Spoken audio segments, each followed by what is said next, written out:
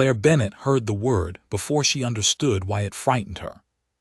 Two men stood near the wine cabinet at the back of the restaurant, speaking low and fast in Italian, and one of them said the word for gone missing, the way people say it when they mean something worse. Claire kept her eyes on the tray in her hands and her face perfectly calm, the way she had trained herself to do for 3 years. She was not supposed to understand a single word of Italian. That was the rule she had made for herself on her very first night at Rosati's, and she had never broken it. Until tonight, when her hand trembled just enough to make the wine glass ring against the tray. She caught it before it fell. She caught herself before her eyes moved toward the men. But she did not catch the third man in the room, the one standing quietly by the office door with his arms folded, watching everyone in the restaurant the way a man watches a room he owns completely. Dante Morty did not miss things. He had built his entire life on not missing things. He had not been looking at Claire when the men spoke. He had been looking at the door, counting the seconds until his cousin Marco finished his phone call outside. But the small sound of the glass against the tray pulled his attention across the room, and what he saw was not a nervous waitress. It was a woman holding herself very still, the way people hold themselves when they are forcing their face to stay empty. He filed it away without a change in his expression. Dante filed everything away. Claire delivered the wine to the table by the window, the couple there too wrapped up in each other to notice how her hands still were not quite steady. She had worked at Rosati's for 3 years because it paid better than any other restaurant in the city, and because the owner, Mr. Morty, never asked questions about her past the way other employers did. She needed a job that did not ask questions. Her father had died 8 months ago and left behind a small mountain of debt that a hospital and 2 banks were determined to collect, no matter how many hours Claire worked to try to bury it. She had never told anyone at Rosati's that her mother was born outside Florence, or that Claire had grown up hearing Italian spoken at the kitchen table every night of her childhood.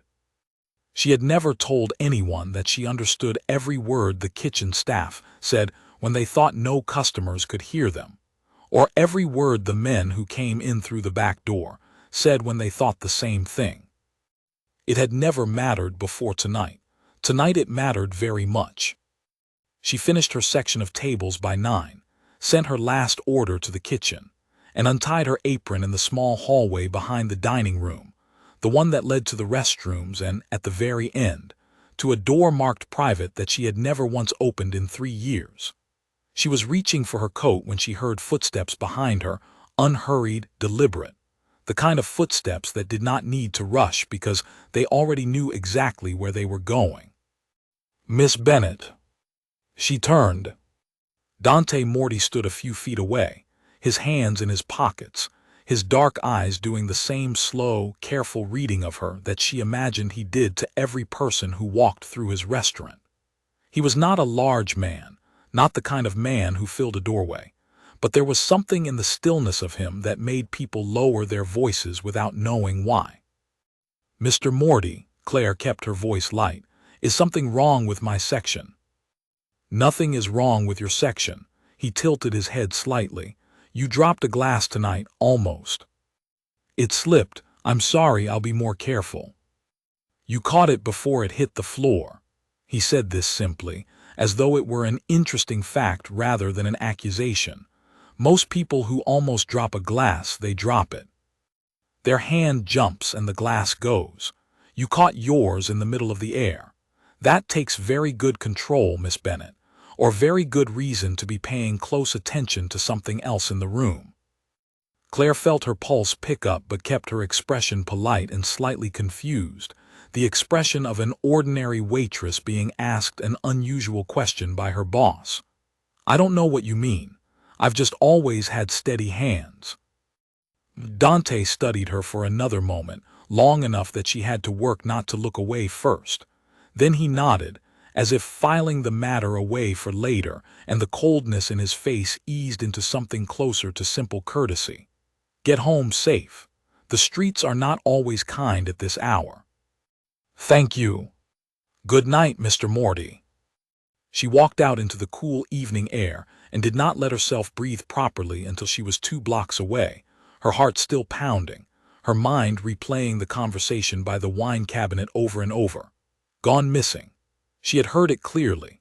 Something or someone connected to Rosati's had gone missing, and the men discussing it had not sounded worried in the way people sound worried about a lost object. They had sounded worried in the way people sound when a plan has gone wrong. Claire told herself it was none of her business.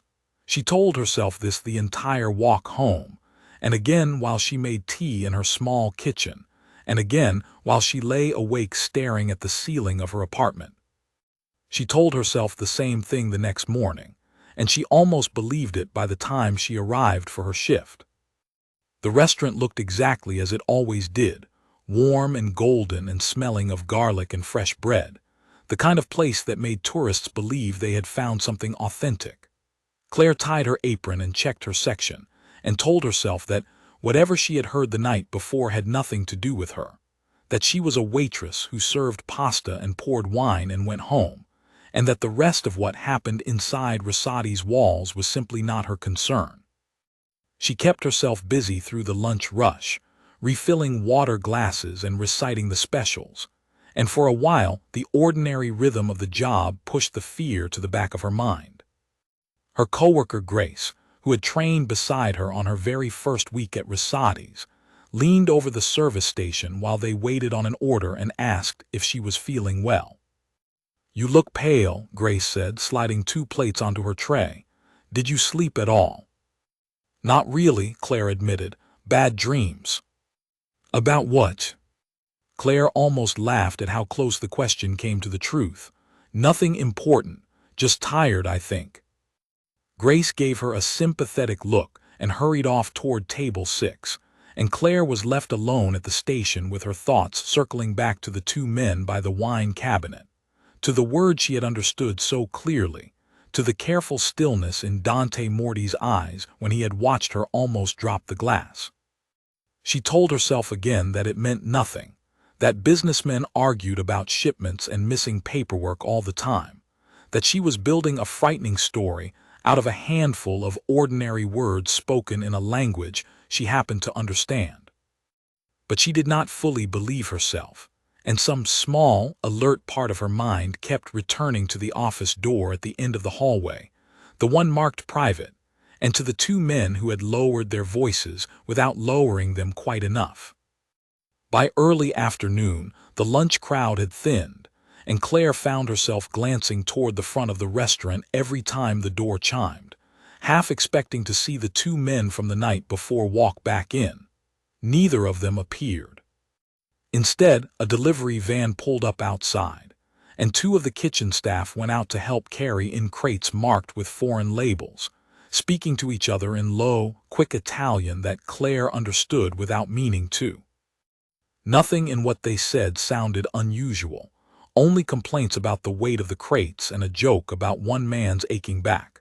But Claire noticed herself listening anyway, cataloging every word out of habit now, instead of simply letting the sounds wash past her the way she had trained herself to do for 3 years. It frightened her a little, how quickly the habit of not listening had cracked open the moment someone else had noticed it crack. She believed the day would pass without incident right up until Dante Morti found her again, this time before her shift had even started, standing near the host stand with a folder in his hand. "Miss Bennet, a word, please." Something in his tone made the back of her neck prickle. She followed him past the dining room, past the hallway with the restrooms, to the door marked private, the one she had never opened. He held it for her and waited, and there was nothing about his posture that suggested she had a real choice in the matter.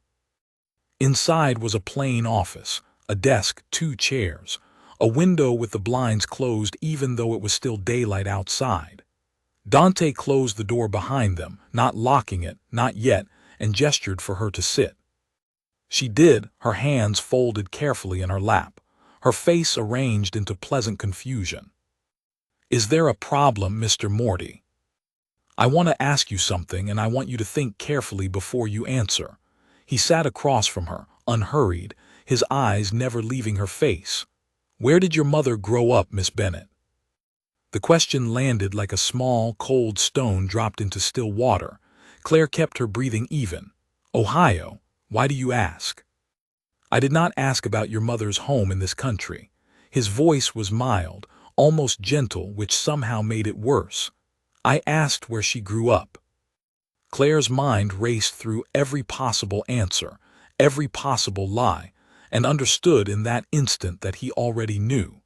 He would not be asking this way if he did not already know. Someone had told him, or he had looked into her file more closely than any restaurant owner needed to look into a waitress's file. And now, he was simply watching to see whether she would lie to his face. "Near Florence," she said quietly. "She moved here when she was 20.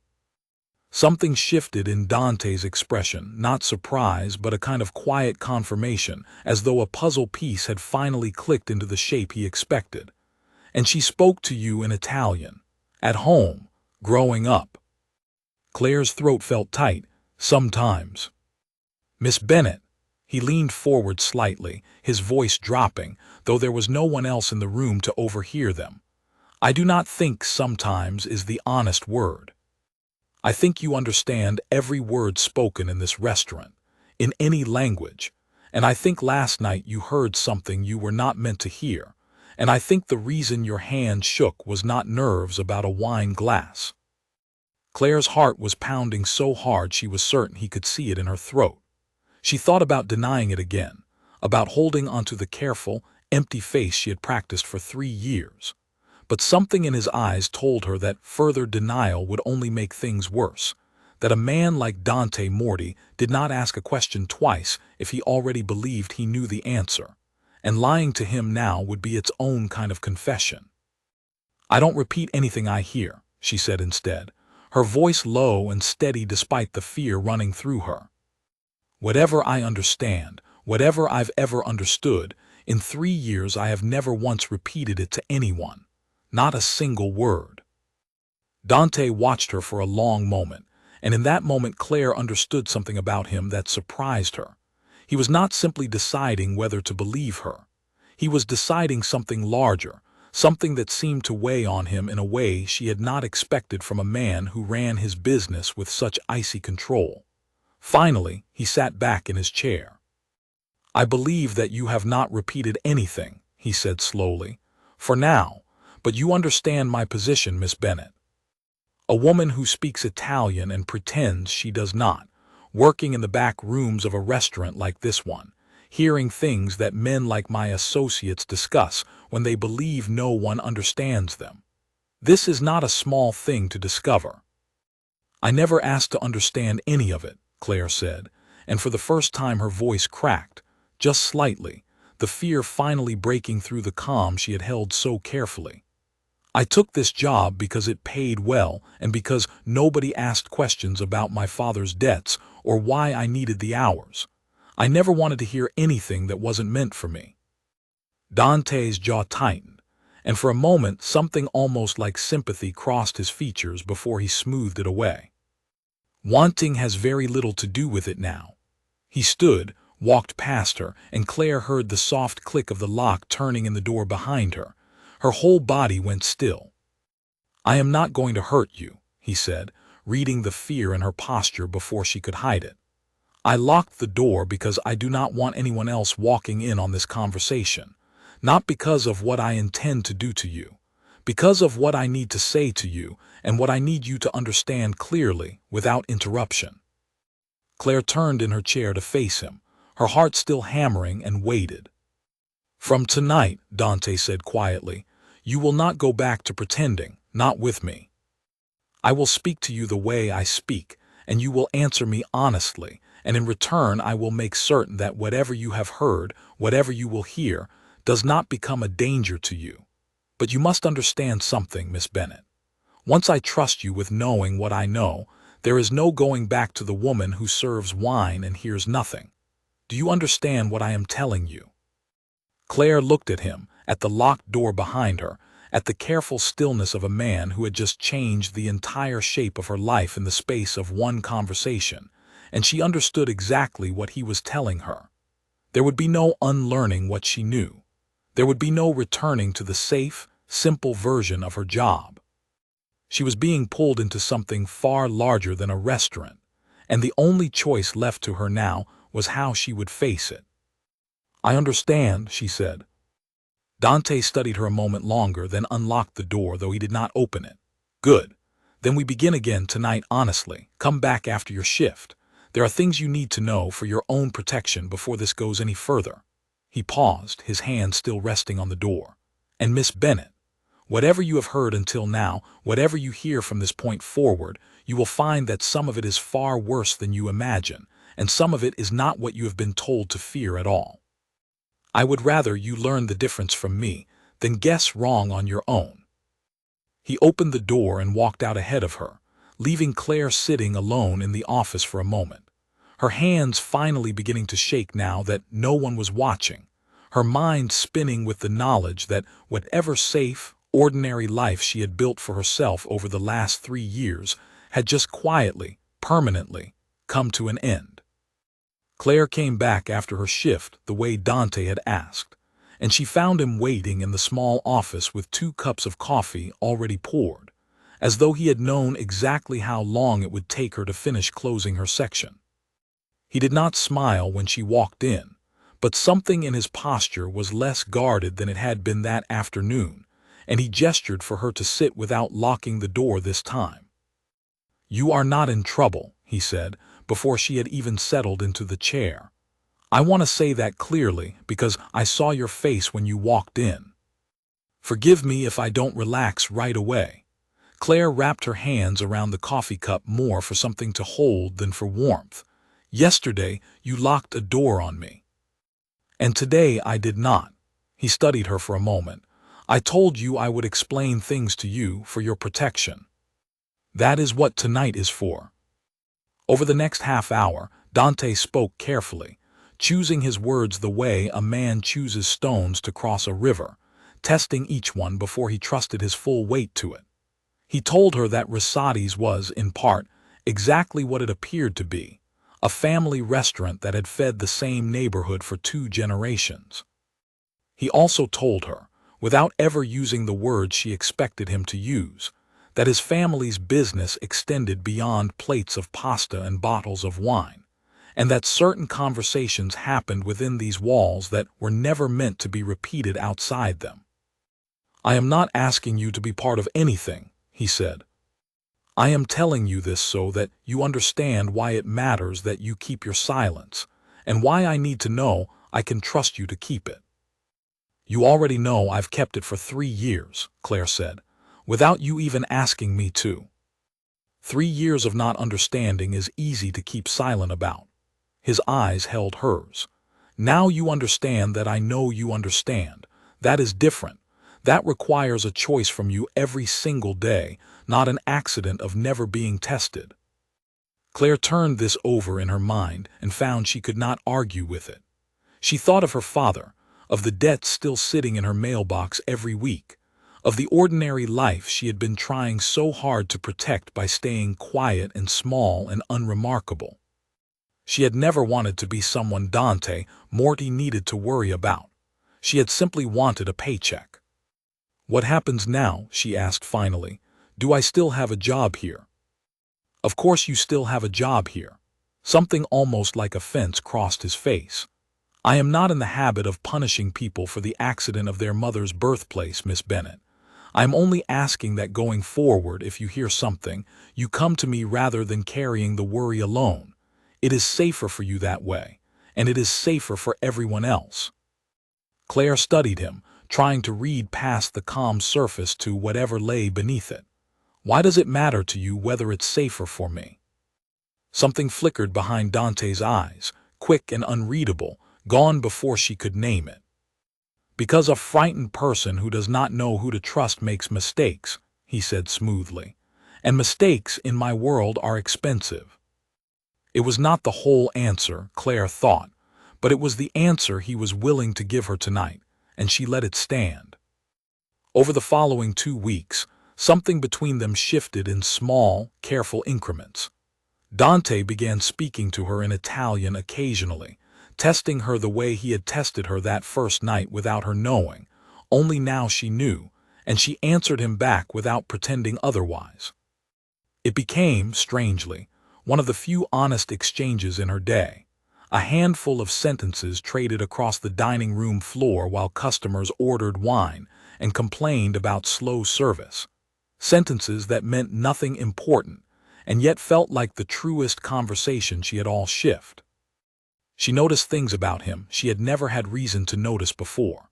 The way he stood near the kitchen door most evenings, not because he needed to supervise the cooks, but because it gave him a clear view of both the front room and the hallway leading to his office. The way his men, Marco and a quieter man named Enzo, deferred to him with a kind of careful respect that was not quite fear and not quite affection, something Claire did not have a word for. The way his expression changed, almost imperceptibly, when he thought no one was watching him watch her. It was Grace who noticed first, of course. Grace noticed everything. "He watches you," Grace said one evening as they rolled silverware into napkins at the end of a slow shift. "Morty, have you seen it?"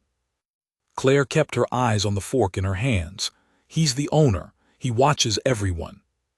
"Not like this," Grace smirked, though there was a note of genuine curiosity beneath the teasing. "He doesn't stand by the register when I'm working the floor. He stands there when you are." "I'm only saying." "You're imagining things." "Maybe."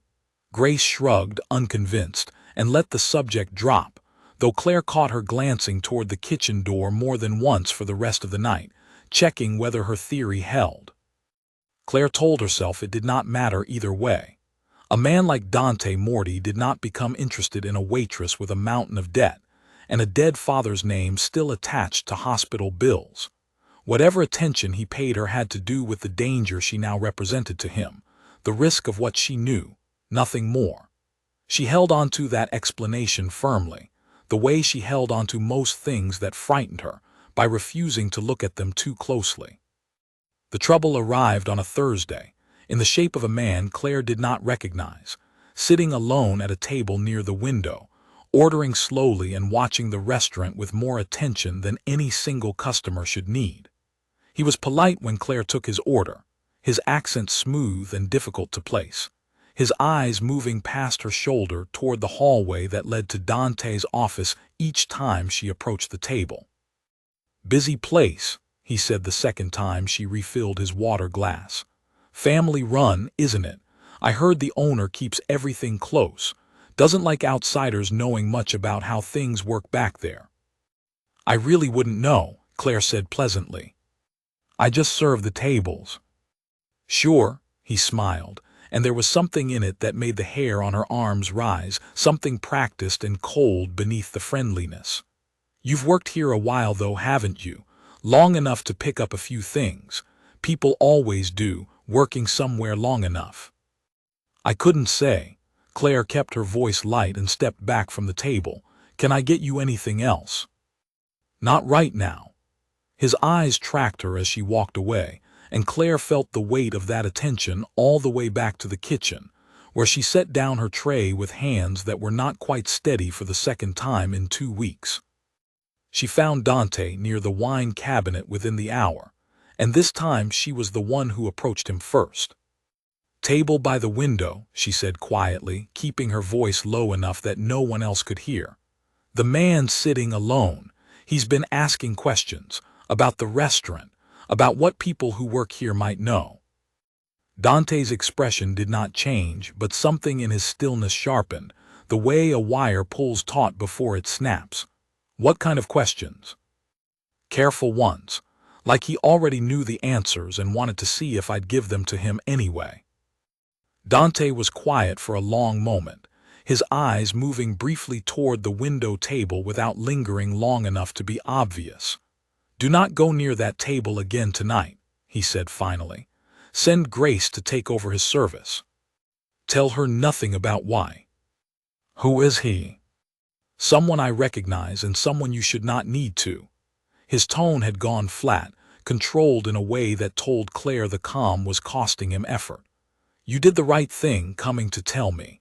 Remember that you did the right thing, whatever happens for the rest of tonight." The unease in his voice frightened her more than anything the stranger at the window had said. She did as she was told, found Grace, invented a reason for the switch, and spent the rest of her shift watching from a careful distance as Dante moved through the dining room with the same easy warmth he always showed his customers, stopping at the man's table for exactly the length of time an attentive owner might stop, exchanging a few words Claire could not hear over the noise of the room.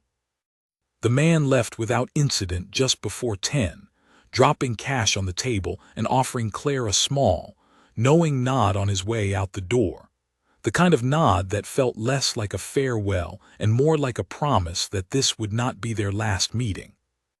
Dante found her afterward in the hallway, his composure fully back in place, though there was a tightness around his eyes that had not been there earlier in the evening.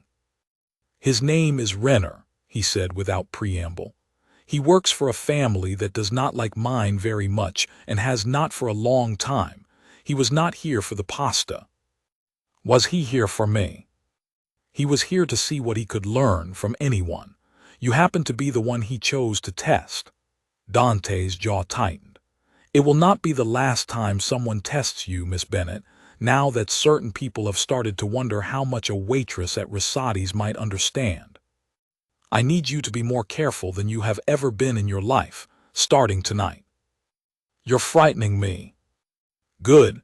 He said it simply, without cruelty, the honesty of the word landing harder than any softer reassurance could have. "Frightened people are careful people. I would rather you be frightened and careful than comfortable and careless. It keeps you alive." Claire studied his face in the dim hallway light, searching for the calculation she was certain must be underneath his concern, the same cold calculation that governed everything else about how he ran his business. She could not find it.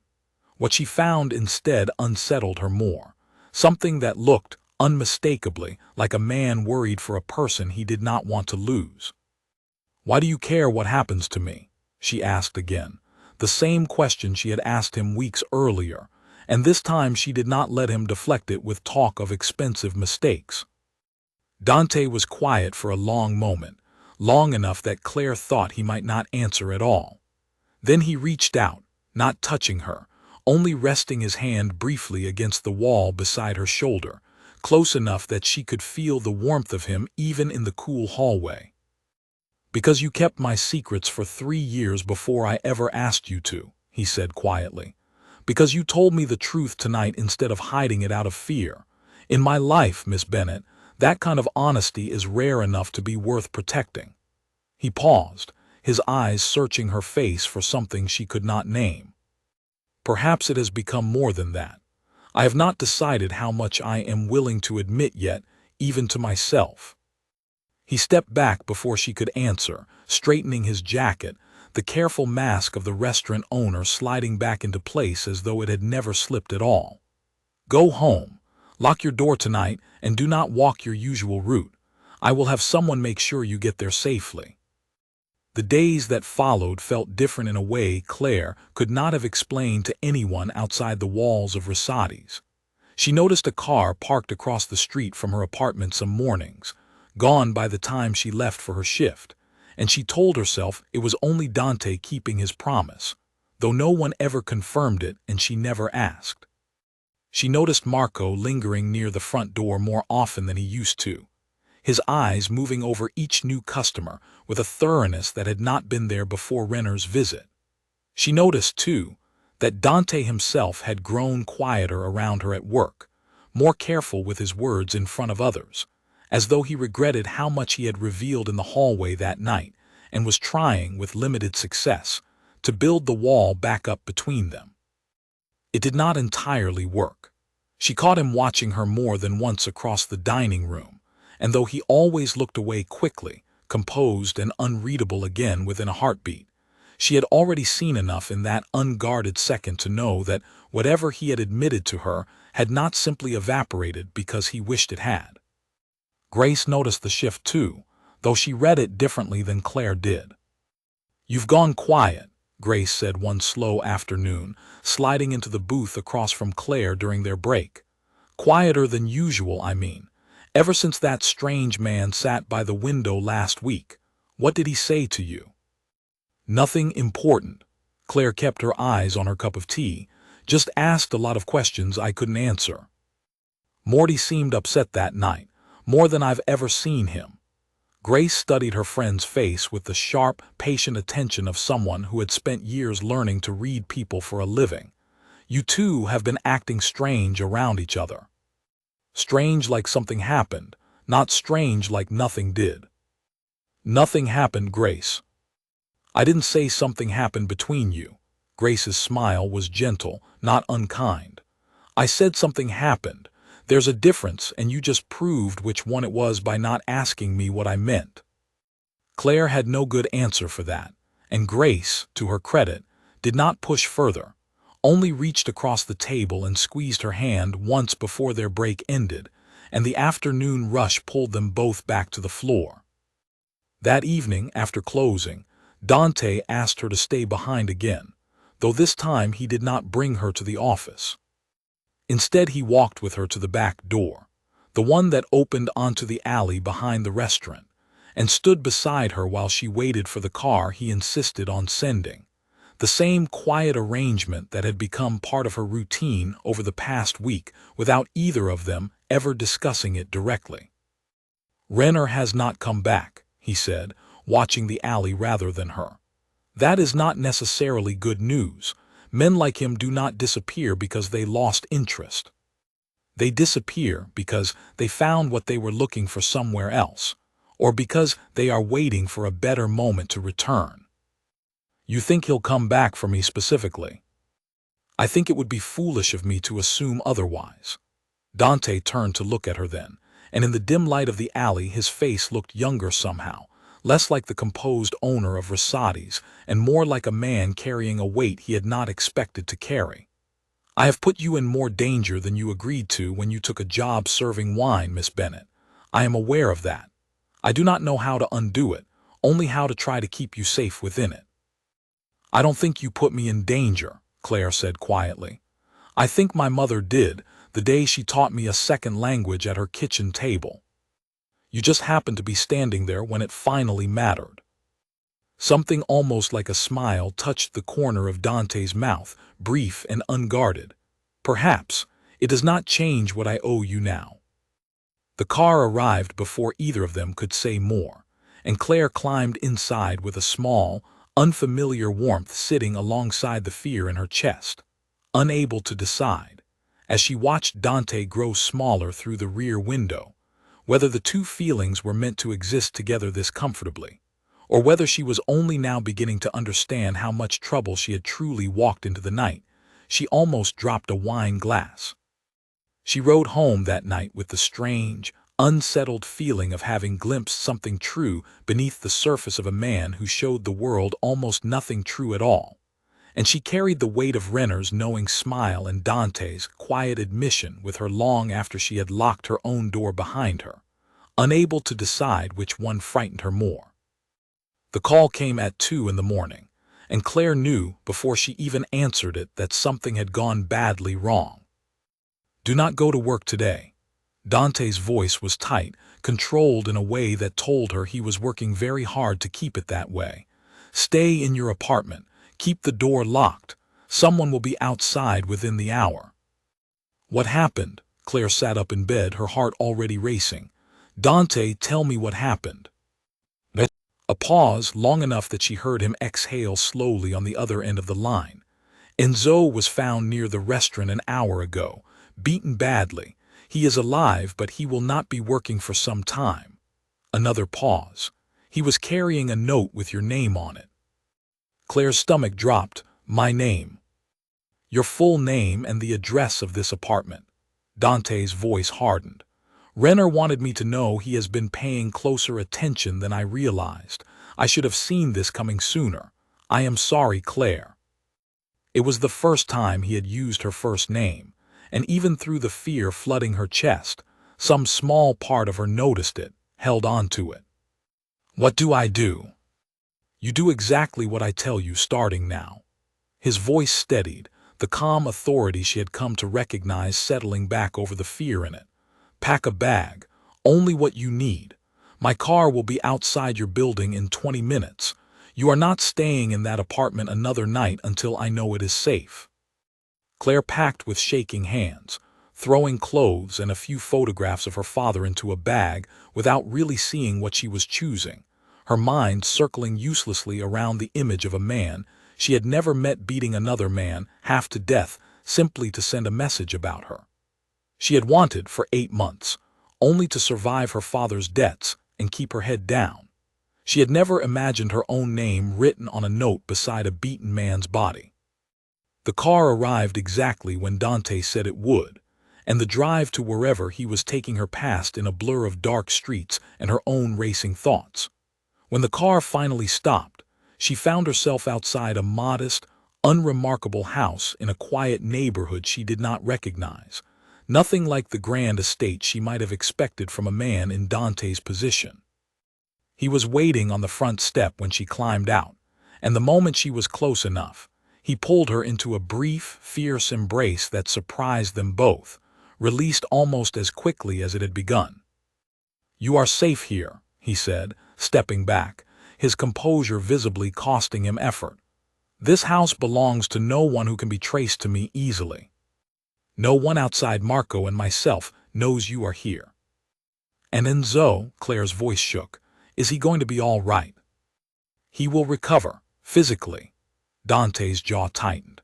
What Renner did to him was not really about Enzo. It was a message, delivered to me, written in someone else's blood to make certain I understood how far he is willing to go. "Because of me. Because of a conflict between our families that existed long before you ever walked through my door," Dante corrected firmly, guiding her inside. "You did not create this danger, Claire. You simply became useful to Renner as a way to hurt me. Once he realized I cared what happened to you." The admission hung in the air between them, quiet and enormous, and Claire found she did not know what to do with it, not with fear still hammering through her chest, and the image of Enzo's beaten face somewhere in her mind, even though she had never seen it directly. Inside, the house was simple and warm, nothing like she had expected. Dante made tea, an oddly domestic gesture from a man she had only ever seen commanding a restaurant floor, and they sat together at a small kitchen table while he explained, in careful detail, what he intended to do next. "Renner's family has wanted a piece of my territory for years," he said. "Normally we manage this through negotiation, through old agreements neither side wants to break because breaking them costs everyone too much. But Renner has grown impatient, and impatient men make dangerous choices. Tonight was not a negotiation. It was a threat, and I do not respond well to threats." "What are you going to do?" "Protect you first, everything else after." He met her eyes across the table, and there was something raw in his expression that she had not seen from him before, none of the careful control he wore like armor everywhere else in his life. "I told you once that I did not know how much I was willing to admit, even to myself. I think tonight has made that decision for me." Claire's breath caught. "Dante, you do not have to say anything." He held up a hand gently, cutting off whatever she might have said. "I am not asking you to feel something because a man was hurt over you tonight. That would not be fair to you. I am only telling you the truth because I think you deserve the truth from me, especially now." They sat in silence for a while after that, the tea growing cold between them, the weight of everything unsaid settling comfortably enough that neither of them felt the need to fill it with more words.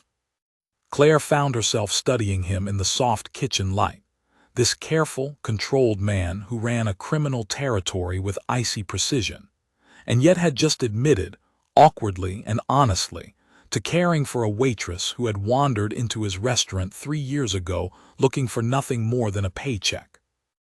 "I'm frightened," she admitted finally, breaking the silence. "Not of you, of everything else.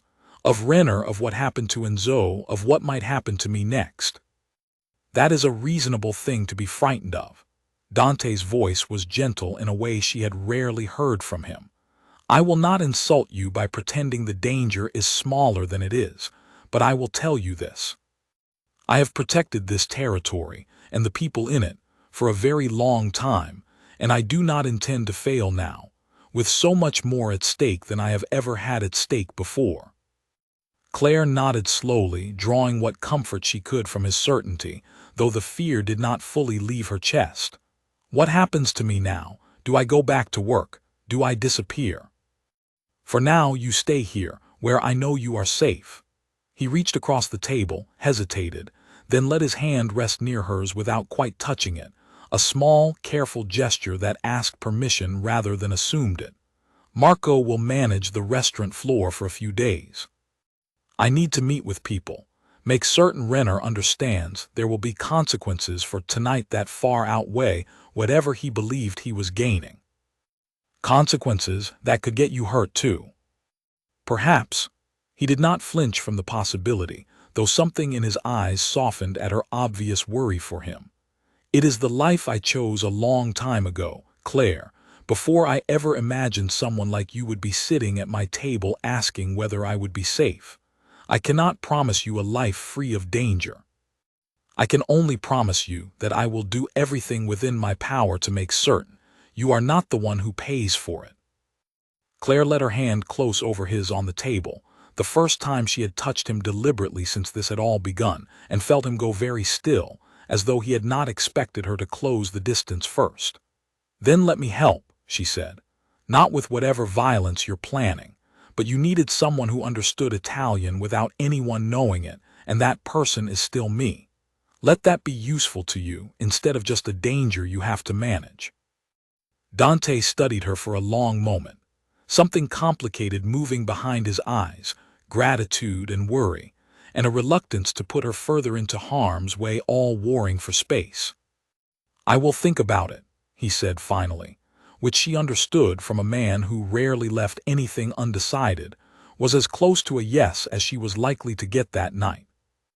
They stayed at the small kitchen table long after the tea had gone completely cold, talking quietly about smaller things, her father, his early years learning the business from an uncle who had since passed, the strange, careful comfort of two people who had been thrown together by danger, and were only now beginning to understand they might have chosen each other anyway, given the chance.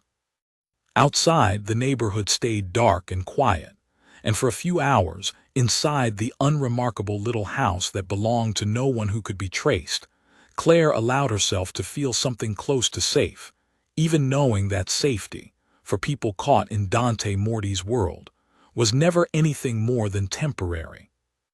Dante left before dawn, promising to return by midday, and Claire spent the morning alone in the unfamiliar house trying to keep herself occupied, washing the 2 teacups, checking the locks on the doors twice, though she knew Marco was stationed somewhere outside watching the street. She found a small radio in the kitchen and turned it low, letting ordinary music fill the silence, and tried not to think too hard about Enzo's beaten face or the note that had carried her name into a stranger's hands. Marco arrived just after 10, letting himself in with a key and a quiet knock first, out of respect for her nerves. He was younger than Dante, broader through the shoulders, with an easy manner that seemed almost out of place given the world he moved through. "Brought you breakfast," he said, setting a paper bag on the counter. "Dante's orders. He said you probably forgot to eat." "He's not wrong." Claire managed a small smile despite everything. "How is Enzo?" Marco's easy manner dimmed slightly. "Stable, talking, which is good. He didn't see who did it, or he isn't saying if he did." He leaned against the counter, studying her with open curiosity. "Can I ask you something?" "You're going to anyway." "Fair," Marco almost smiled. "Dante trusts maybe 4 people in this world completely. I'm one of them, and even I don't get told everything. But he told me to bring you breakfast personally, and to make sure you had someone watching this house every hour you're in it. That's not how he treats people he's protecting out of obligation." Claire felt heat rise in her cheeks despite the tension still coiled in her chest. "We haven't exactly figured out what this is yet." "Sounds like you already know what it is, just haven't said it out loud." Marco shrugged, unbothered, and pushed off from the counter. "Not my business either way, just eat something. I'll be outside." He left her alone with the bag of pastries and her own unsettled thoughts, and Claire found herself smiling despite the fear still sitting heavy in her chest. A small, unexpected warmth at the idea that Marco had noticed something in Dante that even Dante himself had only barely admitted aloud. Dante returned a little after noon, his expression harder than it had been the night before, the careful control back in place like a mask fitted precisely over whatever he had seen or done that morning. He did not tell her details, and Claire did not ask for them, understanding instinctively that some parts of his world were not meant for her to carry, at least not yet. "Renner's people have gone quiet," he said instead, sitting across from her at the same small table. "That could mean they are regrouping, or it could mean the message I sent this morning was received clearly enough to buy us some time. I do not trust it either way." "What message did you send?" "The only kind of message men like Renner understand." His tone did not invite further questions, and Claire let the subject drop, though the coldness in his voice reminded her, not unkindly, exactly what kind of man she had allowed into her life. "There is something else," Dante continued, his expression shifting into something more guarded, more troubled. "Enzo's note, the one with your address, it listed details about your schedule that only someone close to the restaurant could have known. Which shift you work, which route you usually walk home, even which apartment number is yours." Claire's stomach turned cold. "You think someone inside Rosati's told Renner about me?" "I think it is possible, and I intend to find out." Dante's jaw tightened, the calm control fraying just slightly at the edges. "It is a harder thing to accept than an outside threat, Claire. An enemy from beyond my walls I understand how to fight. An enemy inside them is a different kind of danger entirely, and it means I have to look at every person I trusted yesterday and wonder if I was wrong to trust them at all." The thought hung heavy between them, darker than anything Renner himself had done, and Claire understood, watching the weight of it settle over Dante's features, that whatever came next would not simply be a battle fought from the outside. It would be a search for betrayal within the walls he had spent his whole life believing were safe, and there was no way to know yet how far that betrayal might reach, or who, among the people Claire had come to trust at Rosati's, might be the one who had put her name on a note, meant to threaten the man she was only just beginning to admit she cared for. "Who has access to the schedule?" Claire asked quietly. "Besides you." "Marco, the head cook, and whoever manages the booking system, which changes depending on the week." Dante rubbed a hand across his jaw, weary in a way she had not seen from him before. "I do not want to suspect any of them. I have known most of these people for years, but I cannot afford to be sentimental right now, not with your safety part of what is at risk."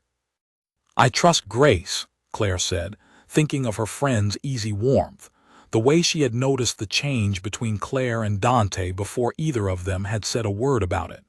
"She wouldn't do something like this." "Perhaps not knowingly." Dante's voice was gentle but firm. "But people talk, Claire, even when they believe they are only making conversation. Someone may have mentioned your schedule to the wrong person without understanding what they were handing over. That is almost worse than a deliberate betrayal, because it means the danger could be sitting right beside you, wearing a familiar face, and never even realize what it has done." Claire sat with that thought long after Dante had gone to make a phone call in the other room, turning it over uneasily, running through every conversation she could remember having with Grace, with the kitchen staff, with anyone at Rosati's who might have asked an innocent question about her hours or her walk home without meaning any harm by it. None of the memories offered her comfort. Any one of them could have been the small, careless thread that Renner had pulled to find his way to her door. By the time Dante returned, His expression had hardened further, some new piece of information settling grim and certain behind his eyes. "I need to go back to the restaurant tonight," he said. "Marco will stay here with you. I will not be gone long." "What did you find out?" He hesitated, and for the first time since she had known him, Claire watched Dante Morty choose not to tell her something, not out of distrust, but out of a clear, careful wish to protect her from whatever ugly truth he had just uncovered. "I will tell you everything," he said quietly, "once I am certain of it myself. Until then, please stay here, stay safe, and trust that I am doing everything I can to make certain this ends the right way, for both of us." He left before she could argue, and Claire sat alone in the quiet house with Marco standing watch outside, the warmth of the morning's small comforts fading beneath a new, sharper fear, the understanding that the danger closing in around her no longer had a single face she could watch for. It could be anyone. It could be someone she had already trusted completely, and she would not know until the truth finally forced its way into the light. The name Dante gave her 3 days later was not one Claire expected, and it landed like a blow she had not braced herself for. "Grace," he said quietly, sitting across from her in the small kitchen that had become their refuge over the past several days. "It was Grace who mentioned your schedule, not to Renner directly. She did not know who she was truly speaking to, but the man she was seeing, the one she mentioned to you once or twice at work, has connections to Renner's family that she never understood." Claire felt the news settle into her chest like a stone. "She wouldn't do this on purpose. You said so yourself." "I did, and I still believe it." Dante's voice was careful, deliberately gentle. "Grace is not your enemy, Claire. She is a woman who trusted the wrong man with careless conversation, the way people do every day without consequence, except this time the consequence found its way to your door. I do not intend to punish her for it. I intend to make certain the man she was seeing never gets close enough to either of you again." "Does she know that she's the reason Renner found me?" "Not yet. I wanted you to decide how and whether she learns that." Dante reached across the table, this time closing his hand fully over hers without hesitation. "You have more say in how this unfolds than you may realize, Claire. I will not make that decision for you." Claire sat with the weight of it, torn between anger she knew was not entirely fair, and a deep, aching sympathy for a friend who had no idea what her ordinary trust had cost. She thought of Grace's easy laugh, her sharp eyes that noticed everything except the danger sitting quietly beside her own life, and found she could not summon real anger, only a tired, complicated grief for how easily an innocent conversation could become a weapon in someone else's hands. "I want to tell her," Claire said finally. "She deserves to know, even if it hurts, and she deserves the chance to protect herself from him, now that we know what he is." Dante nodded slowly, respect clear in his expression. "I will make sure it is done carefully. Renner's man will not be a danger to her, or to you, after tonight." Something in the flatness of his tone told Claire not to ask what tonight meant, and she let the subject rest, understanding that some parts of Dante's world would always exist just beyond the edge of what he was willing to let her carry. The return to Rosati's came 2 days later, and Claire walked through the front doors with a strange mixture of relief and unease, the familiar smell of garlic and fresh bread wrapping around her like a memory of a life that had felt, only weeks ago, far simpler than the one she was living now. Grace found her almost immediately, pulling her into a fierce hug before Claire had even set down her bag. "I heard what happened," Grace said, pulling back, her eyes searching Claire's face with real worry. "Are you all right? No one would tell me anything specific, just that you needed some time away."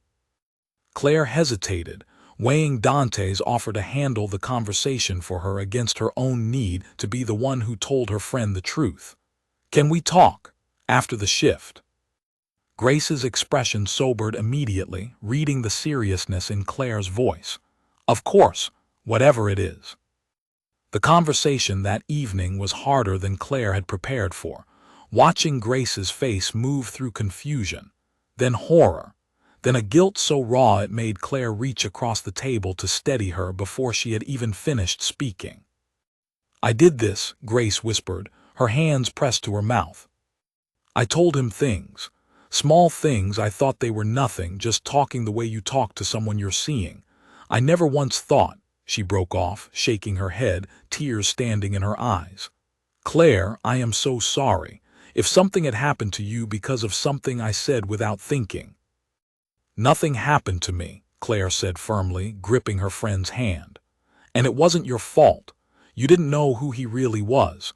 You trusted him the same way I trust you, and that isn't a mistake, Grace. That's just what people do. How can you forgive this so easily?" "Because I know what it feels like to have someone use what you know against people you care about, without meaning to." Claire thought of her own 3 years of careful silence. The accident of her mother's homeland turned into a danger she had never asked for. "None of this is easy, but it isn't your fault, and I need you to hear that, not just from me but from yourself, eventually." Grace nodded slowly, wiping at her eyes, and the two women sat together in the quiet dining room long after the last customer had gone, rebuilding, piece by careful piece, the trust that fear and distance had briefly threatened to break. The following week brought attention to Risotti's that Claire had never felt before, an undercurrent of watchfulness in every corner of the restaurant. Dante moved through his days with the same composed authority he always carried, but Claire had learned to read the small signs beneath it now. The tightness in his shoulders when a new customer walked through the door, the extra beat of stillness before he answered his phone, the way Marco and 2 other men she had not seen before took turns standing near the entrance with the careful, unhurried posture of men who were watching for trouble rather than customers. "Renner has not responded to what I sent him," Dante told her one evening, his voice controlled but tight with a frustration she rarely heard from him. Silence like this usually means one of 2 things. Either he has decided to retreat, having understood the cost of pushing further, or he is planning something larger and does not want to warn me before he is ready to act. Which do you think it is? "I think men like Renner rarely retreat quietly." Dante's jaw tightened. "I think he is planning something, and I think, given everything that has happened, it is more likely to involve you than it is to involve me directly. He knows by now that hurting you would hurt me more deeply than hurting anyone else in my organization." The words settled over Claire with a cold, creeping fear, not for herself alone, but for what it meant that she had become, without ever choosing to, the single most effective weapon anyone could use against Dante Morty. She thought of Enzo's beaten face, of Grace's guilty tears, of the note that had carried her name into a stranger's hands, and understood that the danger circling her was not going to simply fade away because she wished it would. "Then let me help you end it," she said, echoing the offer she had made days earlier in the small, unremarkable house that belonged to no one. "Not with violence. But I understand languages, cultures, the way certain men choose their words when they think no one outside their circle can follow them. If Renner is planning something, there may be conversations happening that I could help you understand before they happen, not after." Dante studied her for a long moment, torn, she could see, between his instinct to keep her as far from danger as possible and his growing understanding that keeping her uninvolved had not actually kept her safe at all, only left her unprepared for a danger that had found her regardless. "If I agree to this," he said slowly, "you do exactly as I say the moment I say it.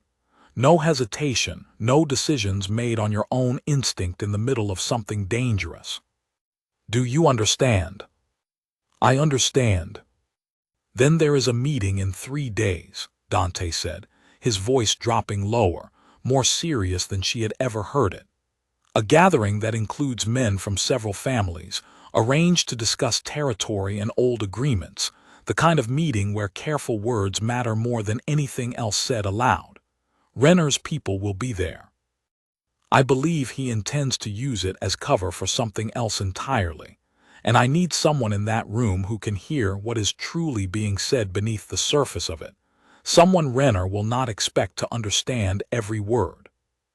Claire's heart pounded, fear and a fierce, unfamiliar resolve tangled together in her chest. "You want me in the room." "I want you nowhere near that room," Dante said, his voice suddenly rough with an honesty that surprised them both. "But I do not see another way to stay ahead of what Renner is planning, and I trust your understanding of that language more than I trust anyone else I could put in that position. I am asking you to walk into danger with your eyes open, Claire, and I hate that I am asking it at all." Claire reached for his hand across the table, steadying them both. "Then let's make sure it's worth it," she said. "Let's make sure this ends with Renner understanding, once and for all, that he made a mistake trying to use me against you." Dante's fingers tightened around hers, and in his eyes she saw the same fierce resolve now mirrored back at her. Two people no longer simply protecting each other from a distance, but choosing, deliberately, to face whatever came next, standing together. The 3 days before the meeting passed in careful preparation. Marco drilled her on the layout of the venue, an event hall on neutral ground that both families had used for such gatherings for years, walking her through every exit, every hallway, every place a person might stand without drawing attention. "You'll be near the back, serving drinks," Marco explained, spreading a rough sketch of the hall across the kitchen table at the small house. "Nobody looks twice at the person pouring wine. That's the whole point. You listen, you remember, and if anything feels wrong, you find me or Dante immediately. You don't try to handle it yourself." "I understand."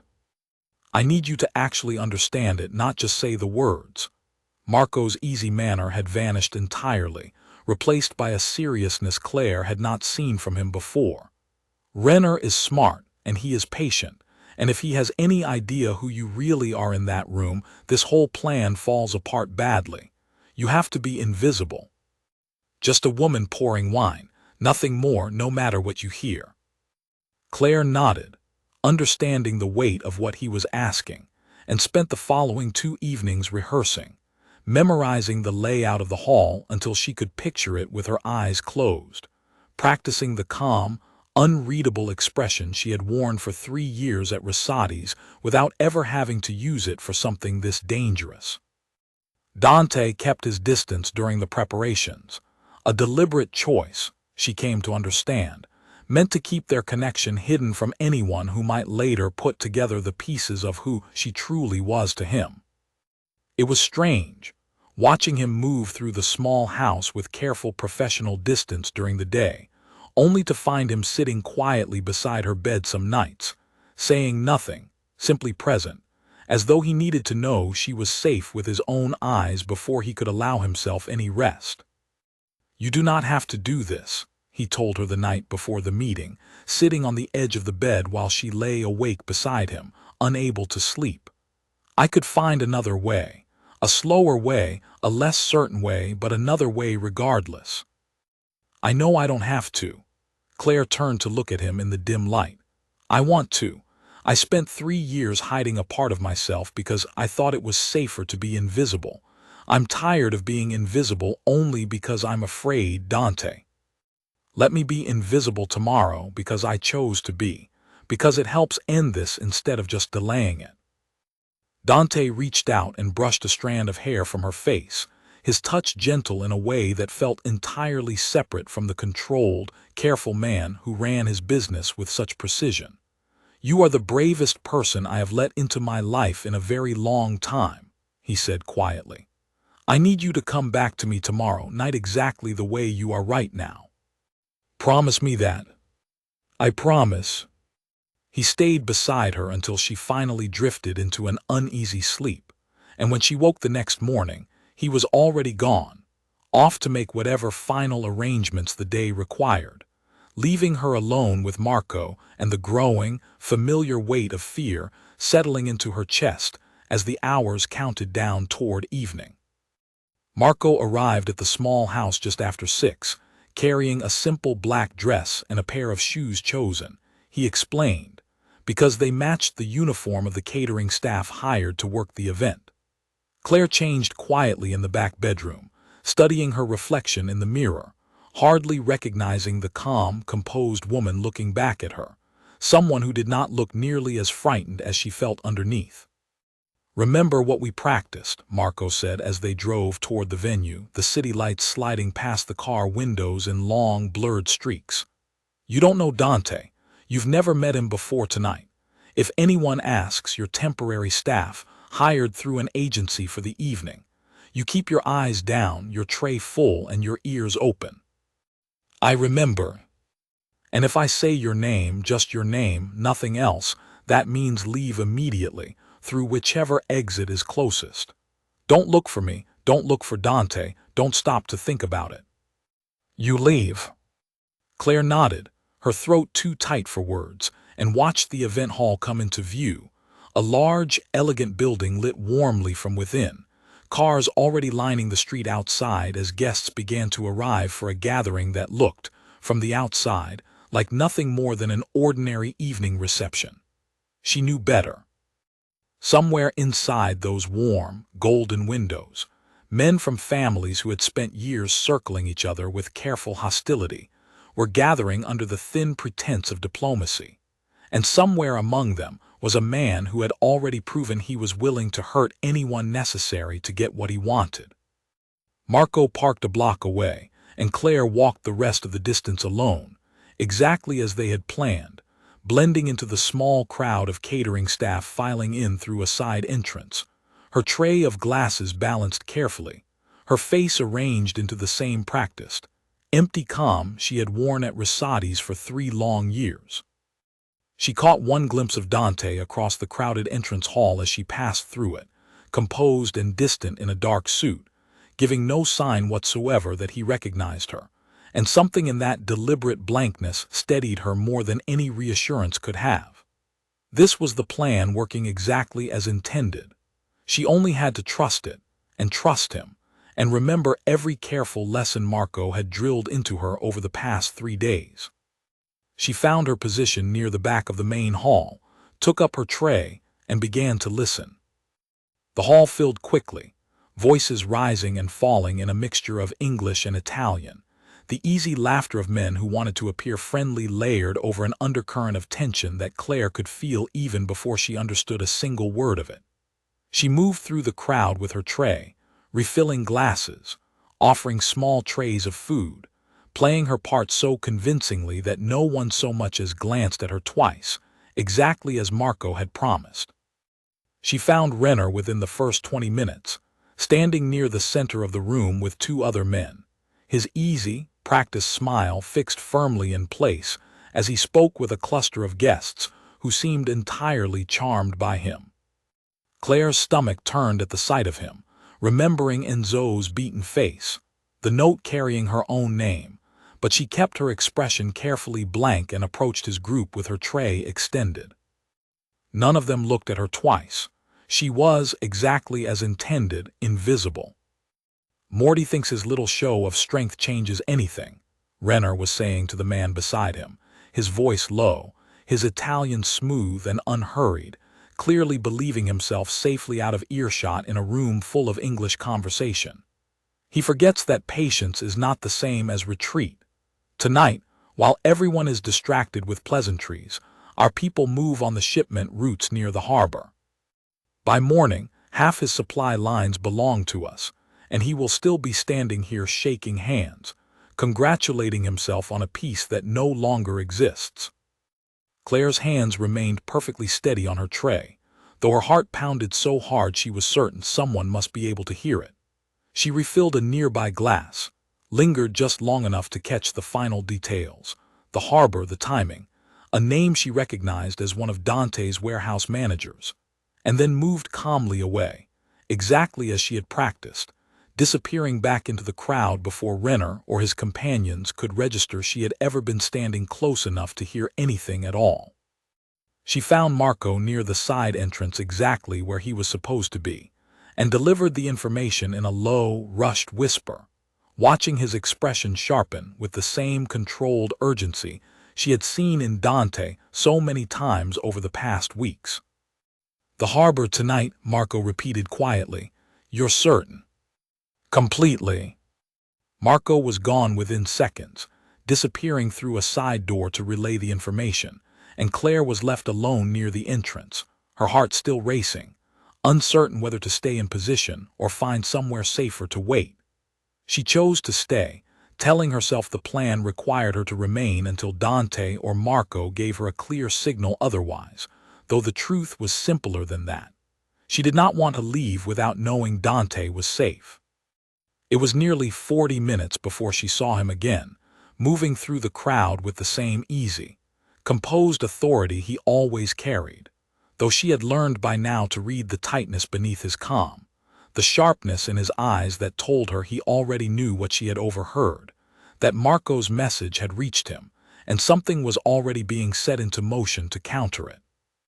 He passed close enough to her once, near the refreshment table, and though he did not look at her directly, his hand brushed hers for half a second as he took a glass from her tray, a small, deliberate touch that told her, more clearly than words could have, that he knew, and that he was grateful, and that he needed her to stay exactly where she was a little longer.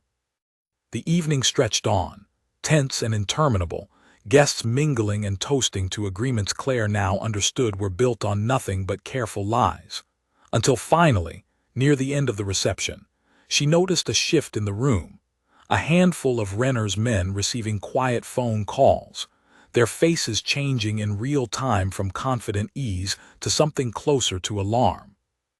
Renner himself received his call a few minutes later, and Claire, still moving unnoticed through the crowd, watched his practiced smile falter for the first time all evening. Whatever news had reached him, it was not the news he had been expecting. His eyes swept the room once, sharp and searching, and for one terrifying moment they landed on her, lingering half a second too long, as though some instinct had finally caught up to what his careful planning had missed. Claire kept her tray steady and her face perfectly blank, and after a moment Renner's gaze moved past her, dismissing her as nothing more than catering staff, exactly as she needed him to. But her heart did not stop pounding until he had turned away entirely, moving quickly toward the exit with his men close behind him. Dante found her less than a minute later, his hand closing firmly around her arm, steering her gently but urgently toward the side entrance. "It's done," he said quietly, once they were clear of the crowd. "Marco moved our people to the harbor before Renner's men arrived. We intercepted the shipment, and more importantly, we intercepted the men he sent to take it. He walked into this room tonight believing he already controlled the outcome, and he just found out, in front of everyone he was trying to impress, that he was wrong." "Is it over?" "For tonight, yes." Dante's grip on her arm gentled into something closer to an embrace as they reached the car waiting outside. "For good, I do not yet know. Men like Renner do not always accept defeat gracefully, but tonight, because of you, he lost far more than a shipment. He lost the confidence of the very people he was trying to convince he was strong enough to challenge me. That matters more than the harbor ever did." They rode back to the small house in tense, exhausted silence, Claire's body finally beginning to shake now that the danger had passed, and there was nothing left to hold the fear at bay. Dante held her hand the entire way, saying nothing, simply present, exactly as he had been every night since this had all begun. The quiet did not last as long as either of them hoped. 2 nights later, while Claire was finally back in her own apartment for the first time in over a week, a sound at her window pulled her sharply from sleep, a soft, deliberate scrape of metal against the frame that no ordinary night noise could explain. She lay frozen for a moment, her heart slamming against her ribs, before she remembered the small phone Dante had given her, the one meant for exactly this kind of moment, and reached for it with trembling hands. The line connected before it had even finished ringing. "Someone's at my window," she whispered, pressing herself flat against the wall beside her bed, as far from the glass as the small room allowed. I heard the latch move. Do not make a sound. Marco is 3 minutes from your building. I am closer. Dante's voice was low and controlled, though she could hear the sharp edge of urgency beneath it, the sound of a car door and an engine starting behind his words. Get to the hallway outside your apartment if you can do it quietly. Do not go near the window.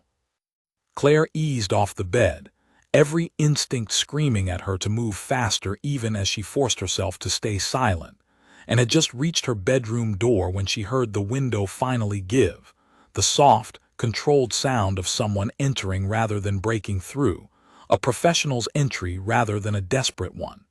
She did not wait to see who it was. She slipped into the hallway and pulled the apartment door shut behind her as quietly as she could manage, her bare feet cold against the corridor floor, her breath coming in short, silent gasps. She heard movement inside her apartment, careful and searching, someone going through her things with the unhurried confidence of a person who believed they had time. Claire pressed herself into the shadowed alcove near the stairwell and waited, every second stretching unbearably long, until finally she heard the building's front door open below, and the sound of footsteps taking the stairs 2 at a time. Dante found her exactly where she had hidden, and the relief that broke across his face when he saw her unharmed was raw enough that she felt it before he even reached her, pulling her into his arms with a fierceness that spoke louder than anything he could have said aloud. Behind him, 2 of his men moved past toward her apartment door, weapons drawn but silent, professional, clearing the space methodically, while Claire stood shaking in the hallway with Dante's arms still wrapped tightly around her. The intruder was gone by the time they entered, having slipped out through the window the same way he had come, but he had left something behind on her kitchen counter, a single photograph of Claire leaving Rosati's after a recent shift, and beneath it, a folded note that needed no translation at all, only 3 words written in careful English. Last warning, Morty. He is desperate, Dante said quietly, staring at the note with an expression Claire had never seen from him before, something colder and more dangerous than anything Renner's earlier threats had drawn out of him. A man does not send a message like this unless he believes he has nothing left to lose. That makes him more unpredictable, not less dangerous. What do we do? Tonight, you do not stay here again, not until this is finished completely. Dante's jaw was tight, his composure fraying at the edges in a way that told Claire exactly how close this had come to the outcome he feared most. And tomorrow, I finish what should have ended at the harbor. Renner does not get another chance to send someone through your window. Claire did not ask what finishing it meant, understanding, as she had come to understand so much about Dante's world over the past weeks, that some answers were better left unspoken between them. She let him lead her back to the car, back toward the safety of the small house that had sheltered her before, and did not fully release the breath she had been holding until the door was locked behind them, and Marco had confirmed, in a low voice from the front step, that the street outside was clear. Whatever Dante did over the following 2 days, he did quietly and without involving her, returning each evening with the same controlled exhaustion, offering no details and asking for none of her questions either, only her steady presence beside him at the small kitchen table until, on the 3rd evening, he finally told her it was truly over. Renner had left the city entirely, his family's remaining influence in the territory collapsing under the weight of 2 humiliating failures in a single month, and the note left on her counter had been, in the end, exactly what Dante predicted, the last desperate gesture of a man with nothing left to threaten them with. The following days brought a quiet Claire had not felt in weeks. Renner's family, humiliated by the failed harbor operation and the public collapse of whatever plan he had built around it, withdrew from the territory entirely, unwilling to risk further losses against a man who had proven, decisively, that he was neither unprepared nor easily outmaneuvered. Enzo recovered slowly but steadily, And Grace, though still carrying quiet guilt over her unwitting role in it all, found a strength in the aftermath that surprised even herself, standing firmly beside Claire through every difficult conversation that followed. Rosati's reopened to its usual warmth within the week, the golden light and the smell of garlic and fresh bread returning as though nothing had ever threatened to take it away. Claire returned to her section, to her trays and her careful, practiced calm, though everything about how she moved through the restaurant now felt different, lighter somehow, no longer built on the exhausting effort of hiding a piece of herself from everyone around her. Dante found her one evening after closing, the dining room empty and quiet, the chairs stacked neatly on the tables around them. He did not lead her to the office this time, did not lock any door between them.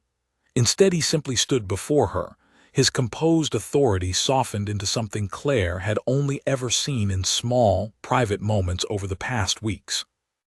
"I have spent my whole life building walls," he said quietly. "Around my business, around the people I let close enough to matter, around myself most of all. I did not expect a waitress who understood Italian to be the person who finally found her way past all of them." "I didn't exactly plan it either," Claire said, smiling despite the ache of everything they had survived to reach this moment. "I just wanted a job that paid well and didn't ask too many questions. And instead you found a man who asked you every question imaginable and put your life in danger more than once for the trouble." Dante reached for her hand, holding it carefully, as though it were something precious he still could not quite believe he was allowed to hold. "I do not have an easy life to offer you, Claire. There will always be men like Renner, territories to protect, dangers I cannot promise to keep entirely away from your door." "I know." Claire stepped closer, closing the last of the distance between them. "But I also know what it feels like now, to be fully known by someone, every part of me, the parts I used to hide and the parts I was always proud of. I'm not interested in going back to being invisible, Dante. Not for anyone, not even to keep myself safe." Dante's answer was not spoken in English or in Italian, but in the quiet, certain way he finally closed the distance between them completely. No locked door standing between them this time. No careful mask hiding what he felt. Only the golden light of the empty restaurant and the steady, unshaken understanding that whatever came next, they would face it exactly the way they had faced everything since the night a wine glass nearly slipped from her hand, together, honestly, and without a single word left unsaid.